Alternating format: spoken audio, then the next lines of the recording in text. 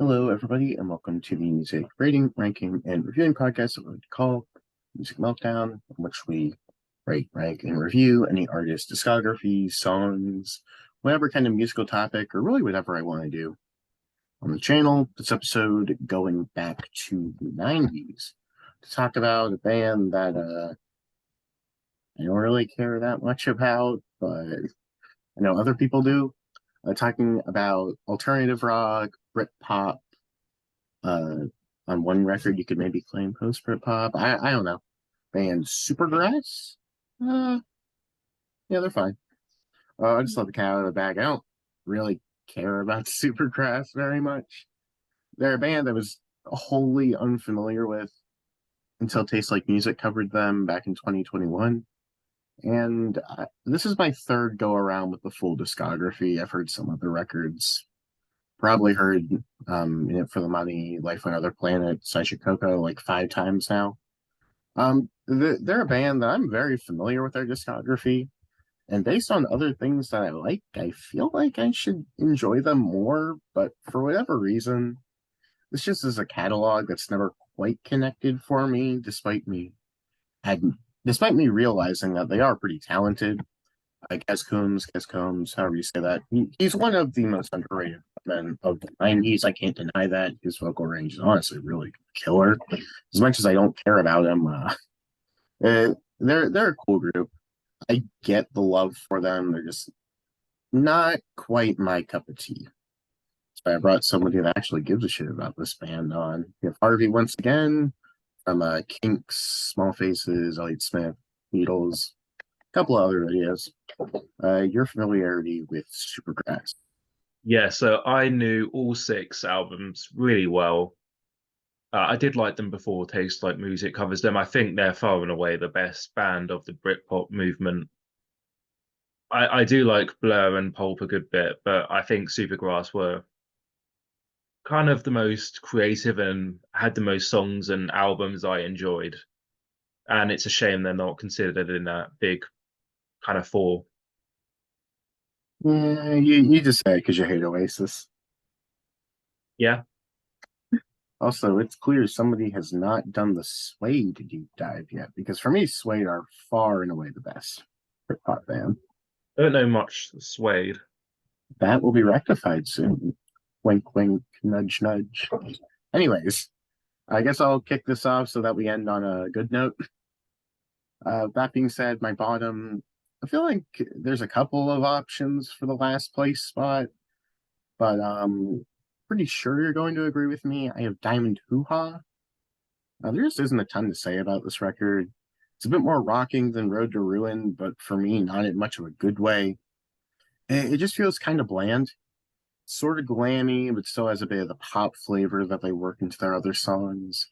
I do think it's a pretty strong record for Gaz as a whole. I think really through the discography, his voice gets better and better. But for me, the band isn't doing a ton across this record.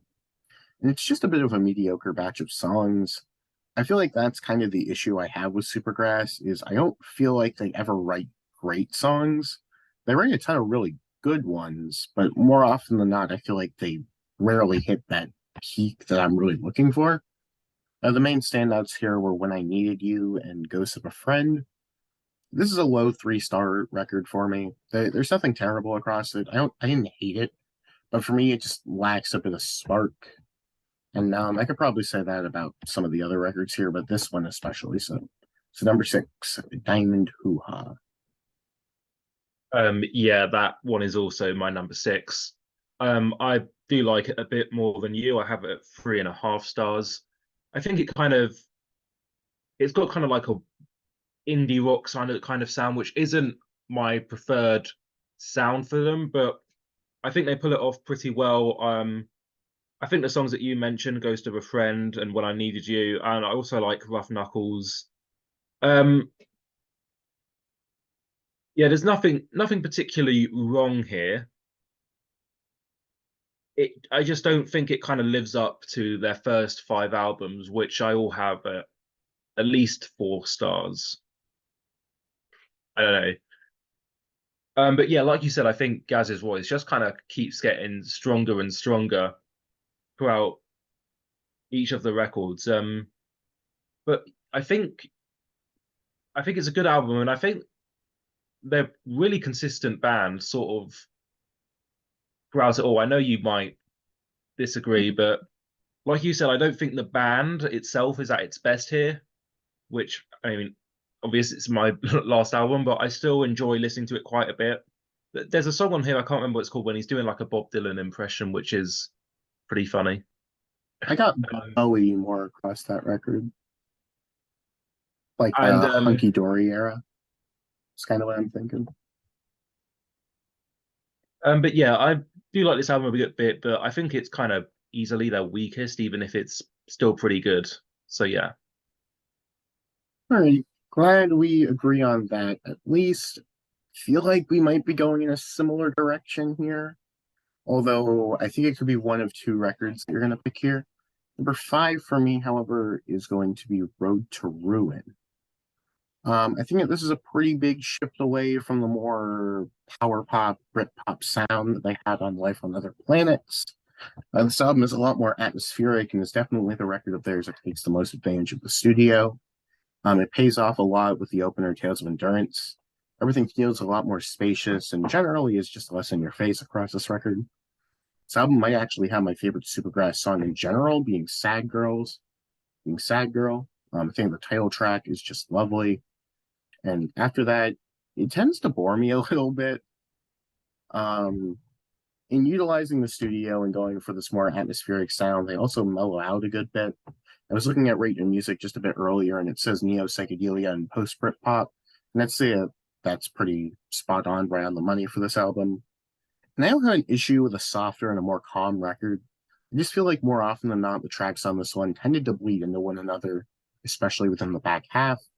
It closes off greatly with the track Finn, though. The acoustic playing across the record is very strong, and I love the different electronic elements that they add into the sound. I feel like there's a ton of potential on this record, but just in execution, like I've said earlier, it just lacks a great batch of songs to really elevate it higher than that.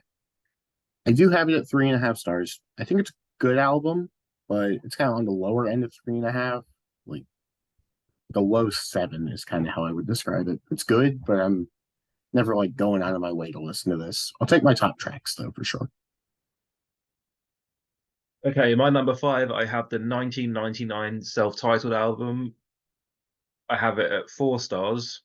I think Moving is one of their best songs, probably top five. I think it's amazing. I don't think the rest of the album really lives up to the opening. It's all pretty good, but in comparison to the first, it, it it sort of feels like you have I Should Coco in it for the money, and then Life on Other Planets. I think this one kind of gets a bit lost in that sort of quadrilogy of albums. But I do like it again. I mean, I think all the songs on him are pretty good. I love Shot Over Hill and Pumping on Your Stereo. I think those are also great songs. And yeah, like I think I said before, Gaz's voice it kind of keeps getting better and better. It's maybe a little static sounding, which I mean, I do really like this album. I have 4 stars, but just sort of given reasons why it's not higher. But I think Mama and Papa is kind of a personal favorite of mine. I kind of like how that ends the album. I think it's a sweet song. Um, but yeah, they're still kind of in that Britpop sort of style, but you can kind of see them moving away to sort of maybe indie and neo psychedelia. Um, but yeah, it's a really good album. I like it a lot. I mean, I love those first two albums so much. You can't help but kind of feel it's a bit of a step down, but uh, it's still a good album. Maybe you might have it a bit higher. I'm not sure. Okay. Yeah, Um, I have a bit higher. This is going to be where my contentious opinions come into play. I did re-listen to this record for a different project, so it may go up, but as for now, I'm just going to keep it where I have it. Number four for me, I Should Coco. I think this is a pretty solid debut. They're really energized and pretty excited across the records. Oftentimes they're kind of blasting through the song, which I do think kind of hurts some of the tracks here. Many of them feel like they're just kind of rushing through it. And while I enjoy it, part of me wishes it maybe had a bit of a softer touch, maybe more tact put into them. Despite that, there are some pretty substantial cuts here. Caught by the Fuzz is great. Same with All Right. I think Strange Ones is really good. And my favorite by far is Sofa of My Lethargy. It's 6 minutes, tends to slow everything down a little bit, really letting you see how great the playing is. And Gaz isn't so much in your face, which he's my main issue with this record. I think Gaz is a very good frontman, but I just don't like him across this record. He's often a bit annoying, trying really hard to be this boisterous frontman personality, kind of almost like a Gallagher brother. And I just don't think that he's there vocally at the moment. I think it's good, but I find this record to be rather inconsistent. But the highs of highs are really strong, although probably not higher than anything on Road to Ruin. So these two are pretty interchangeable for me. I have it at 3.5 stars. I think it's a good album, however, still flawed to me. So I should Coco. Yeah, he's you can't say he's annoying and then like Oasis. To be fair, I'm not from there, so I mean, and I'm also, not I wasn't existent in the '90s, so I didn't have Oasis shoved down my throat for what it's worth. You if you were here, you still would. So Oh no, don't worry. I know that issue with other bands. okay, so my number four is Road to Ruin. I think everything you said was right. I do like it a lot. 4 stars again. I sort of like how they're playing with lots of different styles here. You've kind of got bit, a, a bit, maybe like subgenres of like sort of Baroque pop and progressive and maybe chamber pop, but yeah, post Britpop I'd say is and neo psychedelia I'd say is a good way of describing the record. Maybe a bit of art rock in there as well. Yeah, I think Tales of Endurance. I think just like the self-titled, it starts off with an amazing song. I think it's excellent, and Saint Petersburg is also really great. And I think you said Sad Girl was your favorite, which I think is also great. Maybe, although I do like Kicking the Teeth a fair bit and Low C, it may be they've got that kind of weird instrumental break in the middle of the album, which I think kind of works, but also kind of doesn't. It's a bit of a weird one, especially in this album. It would kind of work, I guess, in I Should Coco, like when I do that weird bit where they're all on helium in that album. I was surprised you didn't mention that as something you didn't like. But yeah, I think it's a really I'm glad they did something different from I feel like they did something quite different with Life on Other Planets, and then I'm glad they sort of continued doing something different on this one. So yeah, 4 stars, and I like it a lot. Yeah, then. I totally forgot about that, so probably for the better on my end. Number three, let's keep going chronological. In It for the Money. It's still not one of my favorites. However, I do think In It for the Money is a pretty big step forward for the band. Most of the energy has been toned down a bit, just working more with having more well constructed songs, in my opinion. Gaz found his voice across this record, and he tends to elevate the songs a lot. And generally speaking, they're just acting as a much tighter unit overall. I do think that there are a couple of misses, though. Sun Hits the Sky and Going Out are just kind of okay. And the closers, sometimes I make you, and the closers, sometimes I make you sad, just isn't all that good, in my opinion. Seems like you might disagree with one of those picks. Despite that, the highlights across this record are really good. My favorites being Wretched Third, Tonight, and You Can See Me. I don't have a ton more to add about this record. I just think it's a natural progression off of I Should Coco. I think it's really good, but notably flawed, and they still definitely have some room to grow here. I have it at 4 stars. It's really good. Although, once again, kind of lower 4 stars, but it is what it is. I like it. So, Okay. My number three, I think this will probably be your number one, Life on Other Planets. Uh, I'm not sure. Maybe you might have it. I have it 4.5 stars. I'm not sure if you'll go that high. But I think once again it starts again great. ZA and Rush Hour Soul and Seen the Light, and my this has my favorite Supergrass song, which is Brecon Beacons, which I think is just an awesome track.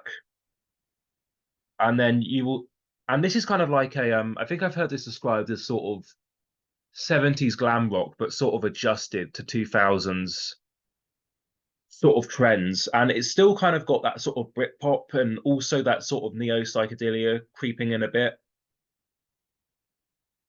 Um,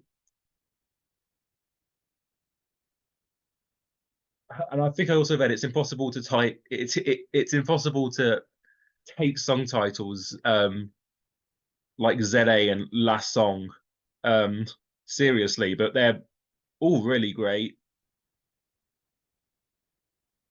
I actually haven't listened to this album in a while, but I do know that I like it a lot. And it's also sort of maybe a little bit of I think I Should Coco and In It for the Money had sort of like a 60s influence with like sort of like the Kinks and maybe a bit of Small Faces, both bands that we've covered together. And I think 70s they're sort of going in a more glammy direction, which I think is a kind of a cool progression to do, going from like the 60s to 70s in the 90s and 2000s. So yeah, and Run at the end is just phenomenal. I really love that. It's probably my second favorite on the album. And I think all the other tracks I didn't mention are also really good, but I think definitely the peaks on this album are amongst their very best. Yeah, no, that's their best by a mile. Number two, Supergrass. Going this listen, I was pretty convinced this would be near the bottom or the dead bottom for me. I didn't think it was bad. I've just never really clicked with it like some of the others. But in some ways, I was blown away by it. The first half is really excellent. Moving is great. Beautiful People is excellent. I love Eon and Mary.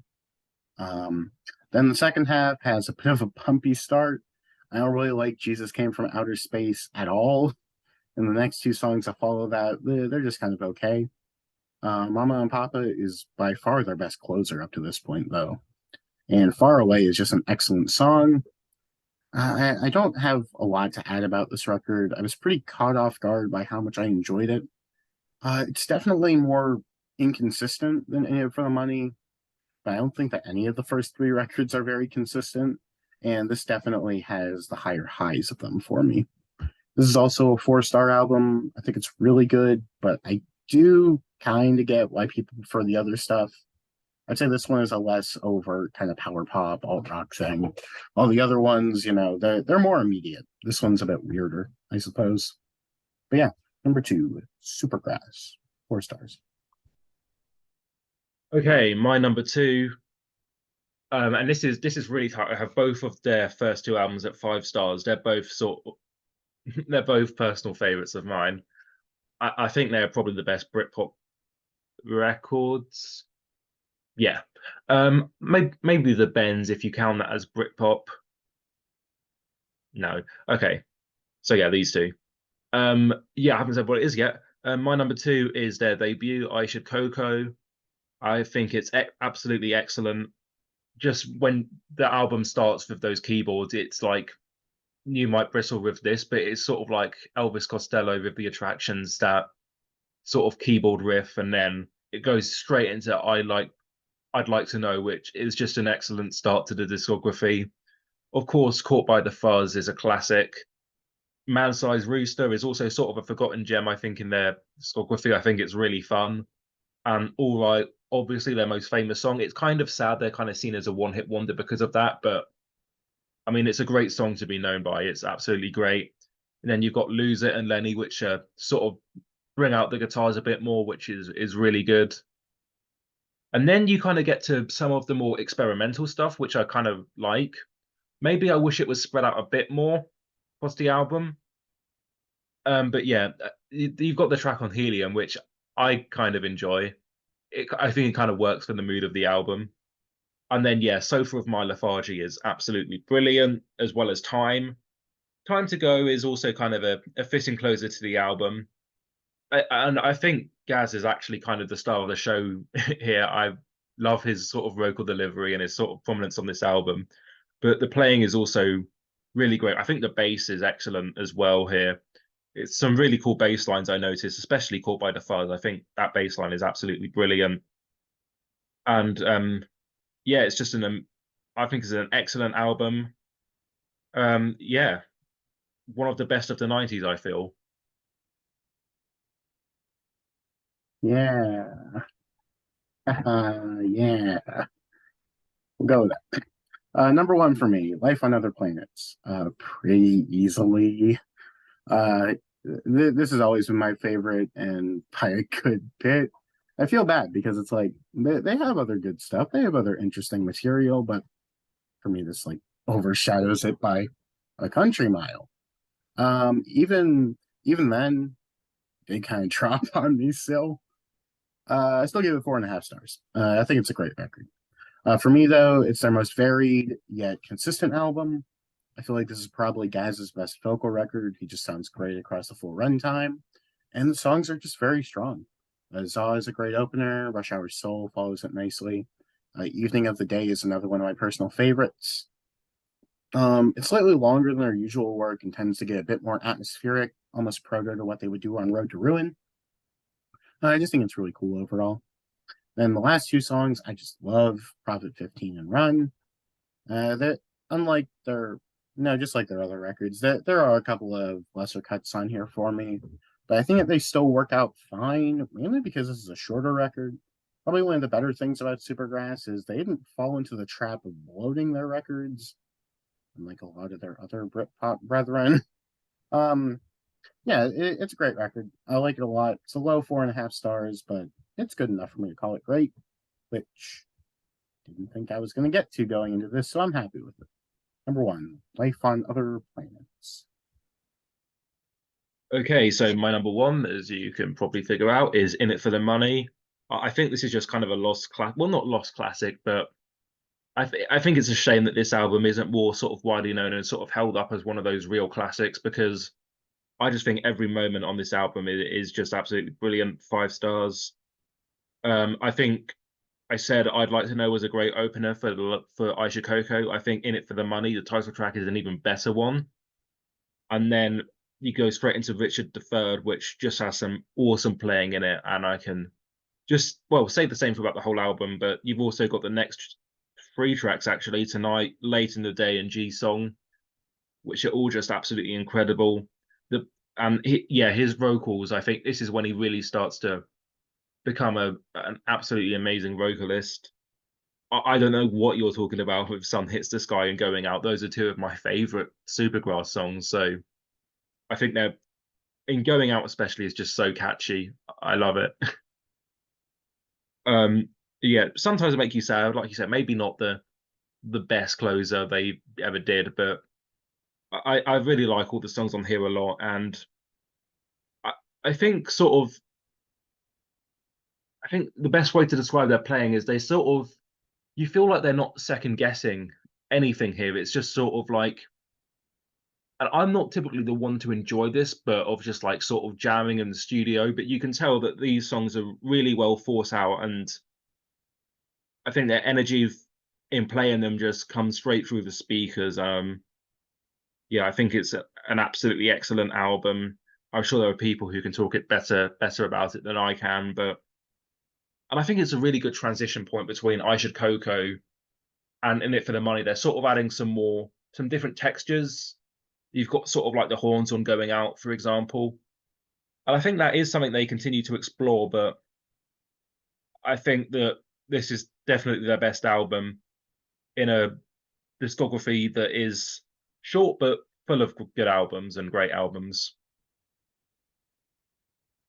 Yeah, I am not the person to talk better about that record, so I don't know.